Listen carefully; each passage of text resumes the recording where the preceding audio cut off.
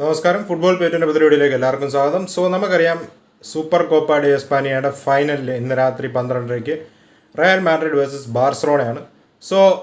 Real Madrid ഒരു extra day rest ഉണ്ട്. കാരണം അവർ അത്ലറ്റിക്കോ മാഡ്രിഡിനെ ബാർസലോണയെക്കാളും ഒരു ദിവസം മുമ്പാണ് കളിച്ചത്.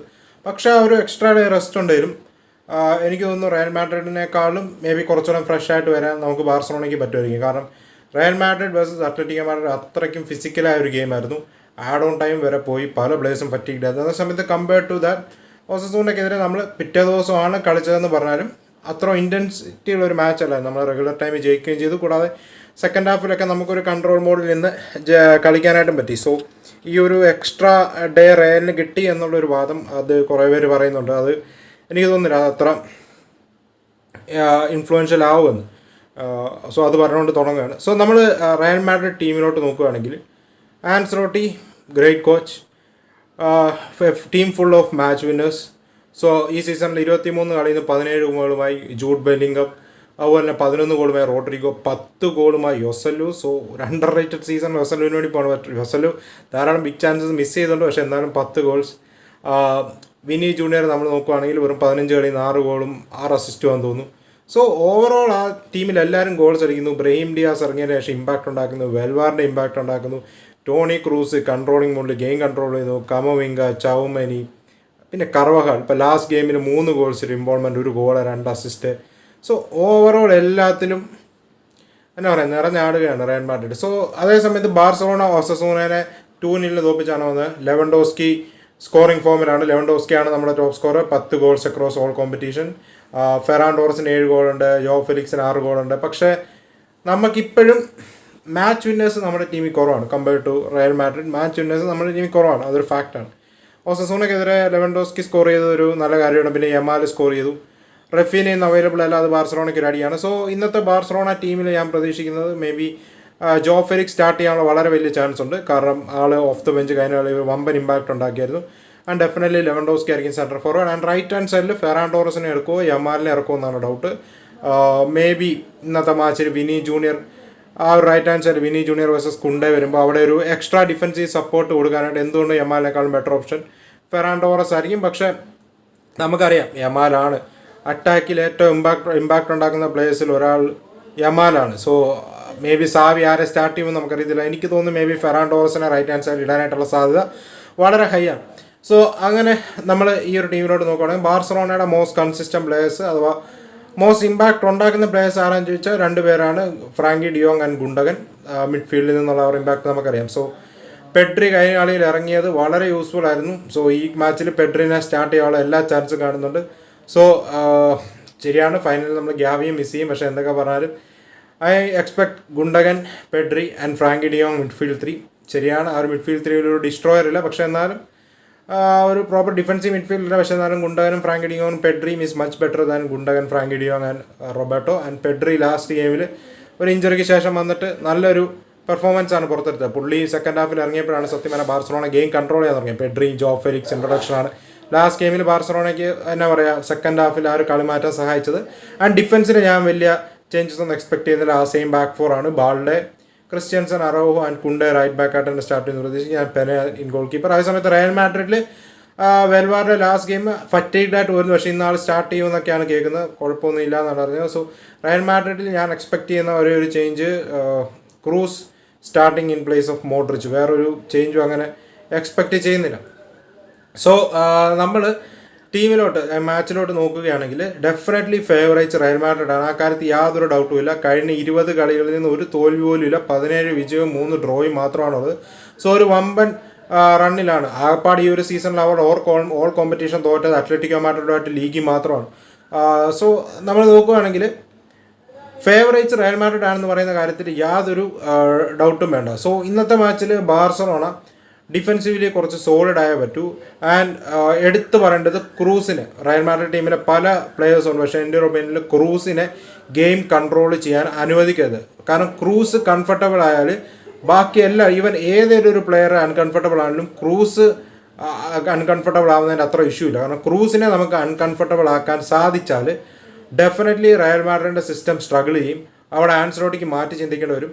ക്രൂസിൻ്റെ അറൗണ്ടുള്ള, ശരിയാണ് ക്രൂസ് വെൽവാർഡെ പോലെയോ ബെല്ലിംഗമിനെ പോലെയോ ചൗമനിയെ പോലെയോ ഈവൻ ഒന്നും എക്സ്ട്രാ അഗ്രസീവ്ലി ഓടി നടന്ന് അഗ്രഷൻ പ്രൊവൈഡ് ചെയ്യാനോ അങ്ങനെ ഒന്നും ചെയ്യാൻ പോകുന്നില്ല. പക്ഷേ ഗെയിമിൻ്റെ ടെമ്പോ കൺട്രോൾ ചെയ്യുന്ന ക്രൂസാണ്. സോ ക്രൂസ് പ്രോപ്പറായിട്ട് ഫംഗ്ഷൻ ചെയ്യാൻ ചുറ്റുമുള്ളവർ അവരവരുടെ ഡ്യൂട്ടിയും ചെയ്യും. റയൽ മാഡ്രിഡ് സിസ്റ്റം പക്ക ഫ്ലൂയിഡായിട്ട് പോകും ഈ ഒരു 4-4-2 ഡയമണ്ട് ഫോർമേഷൻ. സോ ആ ഒരു സിസ്റ്റത്തിലോട്ട് നമ്മൾ നോക്കുകയാണെങ്കിൽ എങ്ങനെയും ക്രൂസിനെ പൂട്ടുക, ക്രൂസിനെ ഗെയിം കൺട്രോൾ ചെയ്യാൻ അനുവദിക്കുക. അതാണ് ബാർസ ഫസ്റ്റ് ചെയ്യേണ്ടത്. പിന്നെ ഡാനി കർവഹാൾ നമ്മൾ നോക്കുകയാണെങ്കിൽ പഴയ കർവഹാളാണ്. കൂടാതെ കർവഹാൾ ഗെയിമിൽ എക്സ്ട്രാ കാര്യങ്ങൾ, കാരണം ആസ് എ മിഡ്ഫീൽഡർ ചില സമയത്ത് പുള്ളി ഇൻവേർട്ട് ചെയ്ത് കയറി കളിക്കുന്നത് നമ്മൾ കാണാം. ആൻഡ് ഗോയിങ് ഫോർവേഡ് പുള്ളി ധാരാളം അസിസ്റ്റുകൾ പ്രൊവൈഡ് ചെയ്യുന്നു.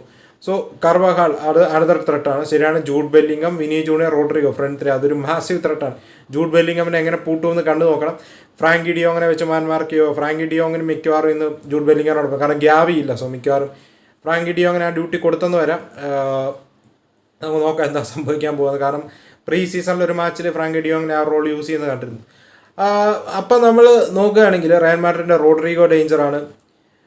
ഇവരെല്ലാം ബ്ലോക്ക് ചെയ്യാൻ പറ്റും. പക്ഷേ ക്രൂസിനെ കൺട്രോൾ ചെയ്യുക. ആൻഡ് ബാർസലോണ ശ്രദ്ധിക്കുന്ന മറ്റൊരു കാര്യം, അവരുടെ കയ്യിൽ വേറൊരു ഡൈനാമൈറ്റ് ഉണ്ട്. കാരണം മിക്ക മാച്ചസിലും റയൽ മാഡ്രിഡ് എന്തെങ്കിലും കാരണവശാൽ ചെറിയൊരു സ്ട്രഗിളോ അല്ലെങ്കിൽ ചെറുതായിട്ട് എന്തെങ്കിലുമൊക്കെ ഒന്ന് ബുദ്ധിമുട്ടുമ്പോൾ പുള്ളി പുറത്തെടുക്കുന്ന ഒരു ഡൈനാമൈറ്റായി മാറിയിട്ടുണ്ട് ബ്രഹീം ഡിയാസ്. സോ ഈ Brahim Diaz off the bench വരുമ്പം പലപ്പോഴും സബ്സ്റ്റിറ്റ്യൂട്ടായിട്ടൊരു പ്ലെയർ വരുമ്പം ഇമ്പാക്റ്റ് ഉണ്ടാക്കാറുണ്ട്. കാരണം ആ ഒരു ഗെയിമിൽ ഏത് പ്ലെയർ ഇന്ന പ്ലെയറെ മാർക്ക് ചെയ്യണമെന്നോ അല്ല എങ്ങനെ ബ്ലോക്ക് ചെയ്യണമെന്നോ അതോ ആ ഒരു പൊസിഷനിലോട്ട് താരം വരുമ്പം എന്ത് ചെയ്യണമെന്നോ ഉള്ള ഒരു discussion may be pre match ഒന്നും നടത്തിയിട്ടില്ല. അഥവാ ഗെയിമിൽ പ്ലേയേഴ്സ് പെട്ടെന്നൊരു പ്ലെയർ വരുമ്പോഴേക്കും എന്ത് ചെയ്യണം, ആര് ബ്ലോക്ക് ചെയ്യണം, എങ്ങനെ ഇത് ചെയ്യണം എന്നുള്ള കാര്യത്തിൽ ഒപ്പോണൻസ് കൺഫ്യൂസ്ഡ് ആവാറുണ്ട്. സോ ബ്രഹീം ഡിയാസിനെ പോലൊരു പ്ലെയർ ഓഫ് ദ ബെഞ്ച് വരും എന്നുള്ള കാര്യം 100% ഉറപ്പാണ്. സോ ബാർസലോണ ബെറ്റർ പ്രിപ്പയർഡ് ആയിരിക്കണം. ബ്രഹീം ഡിയാസിനെ എങ്ങനെ പൂട്ടാം, ഏത് പൊസിഷനിലാണ് അദ്ദേഹത്തെ ആൻസറോട്ട് യൂസ് ചെയ്യാൻ സാധ്യത, അവിടെ നമ്മൾ ഏത് പ്ലെയറിനെ വെച്ച് പുള്ളിയെ മാർക്ക് ചെയ്യണം, അഥവാ എങ്ങനെ നമ്മൾ പുള്ളിക്ക് സ്പേസസ് ലിമിറ്റ് ചെയ്യണം.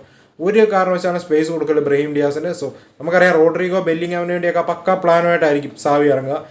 പക്ഷേ ഈ ബ്രഹീം ഡിയാസ് എന്ന് പറയുന്ന അവരുടെ ഡൈനാമൈറ്റ്, പുള്ളീനെ ഓഫ് ദ ബെഞ്ച് വരുമ്പം എന്ത് കാരണവശാലും പുള്ളിക്ക് ആ ഒരു ഇമ്പാക്റ്റ് ഉണ്ടാക്കാൻ സാധിക്കരുത്. അത് ബാർസലോണ ശ്രദ്ധിക്കണം. പിന്നെ ക്രൂസ്, ഇത് രണ്ടുമാണ് ബാർസലോണ ശ്രദ്ധിക്കുന്ന മേജറായ രണ്ട് കാരണം. പിന്നെ നമ്മൾ നോക്കുവാണെങ്കിൽ അവരുടെ ബാക്ക് ലൈൻ അത്യാവശ്യം സ്ട്രോങ് ആണ്, നല്ലപോലെ കളിക്കുന്നുണ്ട്. റുഡിഗർ നല്ല ഫോമിലാണ്. ആൻഡ് റുഡിഗർ വേഴ്സസ് ലെവൻഡോസ്കി ഒരു ബാറ്റർ പ്രതീക്ഷിക്കാം. ലെവൻഡോസ്കി ടോപ്പ് നോച്ച് ആയ പറ്റൂ. ഇന്നലെ സെക്കൻഡ് ഹാഫിൽ ആ ഒരു ഗോൾ അടിച്ചതിന് ശേഷം ലെവൻഡോസ്കിയുടെ മൂവ്മെൻറ്റ്സ് എല്ലാം അടിപൊളിയായിരുന്നു. സോ ആ ഒരു ലെവൻഡോസ്കിനെ പ്രതീക്ഷിക്കുന്നു. ആൻഡ് വിശ്വാസം ഉണ്ടോ എന്ന് ചോദിച്ചാൽ ബാർസലോണ ജയിക്കുന്നു. വിശ്വാസം ഉണ്ടോ എന്ന് ചോദിച്ചാൽ വിശ്വാസമുണ്ട്. കാരണം നമ്മളൊരു ഹോപ്പുണ്ട്, വിശ്വാസമുണ്ട്. അത് വെച്ചാലേ നമുക്ക് സത്യം പറഞ്ഞാൽ ഒരു പ്രതീക്ഷ ഉണ്ടെങ്കിലേ നമുക്ക് കളി കാണാൻ തോന്നുള്ളൂ. ഡെഫിനറ്റ്ലി ബാർസലോണയ്ക്ക് റയലിനെ അടിച്ചിടാൻ പറ്റുമെന്നുള്ളൊരു വിശ്വാസമുണ്ട്. ഫേവറേറ്റ്സ് അവരാണെങ്കിലും നമ്മൾ ജയിക്കും എന്നുള്ളൊരു വിശ്വാസത്തോടെ തന്നെയാണ് മുന്നോട്ട് പോകുന്നത്. ആൻഡ് വി ഹാവ് പ്ലേയേഴ്സ്, നമുക്ക് പ്ലേയേഴ്സ് ഉണ്ട്, റയൽ മാഡ്രിഡിനെ അടിച്ചിടാനുള്ള പ്ലേയേഴ്സ് ഉണ്ട്. പക്ഷേ സാവി ആസ് എ കോച്ച് എങ്ങനെ ഇന്നത്തെ മാച്ച് അപ്രോച്ച് ചെയ്യും? സോ റയൽ മാഡ്രിഡിനെതിരെ പൊതുവെ ലാസ്റ്റ് ഇയർ നമ്മൾ കണ്ടാണ് സൂപ്പർ കോപ്പ ഡെ എസ്പാനിയ ഫൈനലിൽ 3-1 നമ്മൾ റയൽ മാഡ്രിഡിനെ ആധികാരികമായി തോൽപ്പിച്ചതാണ്, ഔട്ട് പ്ലേ ചെയ്ത് തന്നെ തോൽപ്പിച്ചതാണ്. പക്ഷേ പിന്നീട് അടുത്ത തന്നെ കോപ്പ ഡെൽ റേയിൽ ക്യാമ്പ് നോവിൽ വന്ന് നമ്മളെ 4-0 അടിച്ചിടുകയും ചെയ്തു. സോ നമ്മൾ ആ ലാസ്റ്റ് ഇയർ ഫൈനലിൽ കണ്ട പോലത്തെ ഒരു ആധിപത്യം ഇന്നത്തെ മാച്ചിൽ കാണാനായിട്ട് ബുദ്ധിമുട്ടായിരിക്കും. കാരണം റയൽ മാഡ്രിഡ് ആ ഒരു സമയത്തിനേക്കാളും മച്ച് ബെറ്റർ ആയിട്ടാണ് ഇപ്പം കളിക്കുന്നത്. ഓൾമോസ്റ്റ് എല്ലാവരും ഫോമിലാണ്. സോ അതിനകത്ത് എങ്ങനെയും പിടിച്ചു നിൽക്കാം, കിട്ടുന്ന ചാൻസുകൾ ഫിനിഷ് ചെയ്യാം, മിസ്സാക്കരുത്. കാരണം റയൽ മാഡ്രിഡ് ഒക്കെ പോലത്തെ ടീംസിനെതിരെ വിരലിൽ എണ്ണാവുന്ന ചാൻസ് പോലും ചാൻസ് കിട്ടാൻ സാധ്യതയുള്ളൂ. സോ ഹാഫ് ചാൻസസ് പോലും കൺവേർട്ട് ചെയ്യുക. എന്ത് കാരണവശാലും സിറ്റേഴ്സ് മിസ് ചെയ്യാതിരിക്കുക. എങ്ങനെയും ചാൻസുകൾ കൺവേർട്ട് ചെയ്യുക, പ്രോപ്പറായിട്ട് ഡിഫെൻഡ് ചെയ്യുക. ആൻഡ് ഫ്രാങ്കി ഡിയോങ്ങിനും ഗുണ്ടകനും ഇന്ന് നല്ല പണിയായിരിക്കും. കൂടെ പെഡ്രി, ശരി ആൾ ഫുള്ളി ഫിറ്റാണോ എന്ന് ഉറപ്പില്ല, പക്ഷേ എന്നാലും പെഡ്രി അത്യാവശ്യം ഗ്രൗണ്ട് കവർ ചെയ്യേണ്ടി വരും. ആൾ ഓവറായിട്ട് വർക്കെടുത്ത് ഇഞ്ചറി ഒന്നും വരാതിരിക്കട്ടെ എന്ന് ആഗ്രഹിക്കുന്നു. സോ ഇതാണ് മാച്ചിനെ കുറിച്ച് ഓവറോൾ പറയാനായിട്ടുള്ളത് എൻ്റെ ഒരു പ്രഡിക്ഷൻ. അഥവാ ഞാൻ എക്സ്പെക്റ്റ് ചെയ്യുന്നത് എന്നാന്ന് ചോദിച്ചാൽ I think it will be a 2-2 draw. Add on ടൈമിലോട്ട് കിടക്കുന്നു 2-2 ഡ്രോ.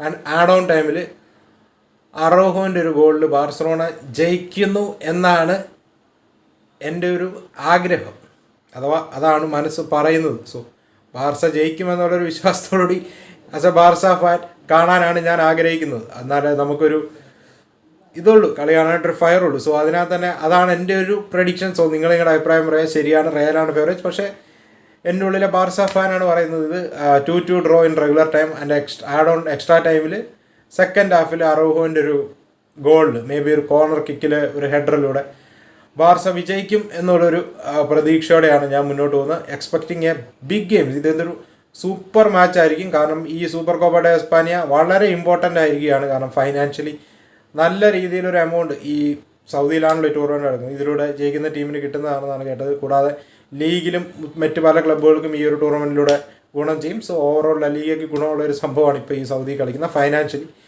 സോ നമുക്ക് നോക്കാം എങ്ങനെ കാര്യങ്ങൾ മുന്നോട്ട് പോകുന്നു. സോ നിങ്ങളുടെ പ്രഡിക്ഷൻ പറയാം, നിങ്ങളുടെ അഭിപ്രായം പറയാം. കളി തുടങ്ങാനായിട്ട് വളരെ കുറച്ച് മണിക്കൂറുകളോടെ ഇനിയുള്ളൂ. So by.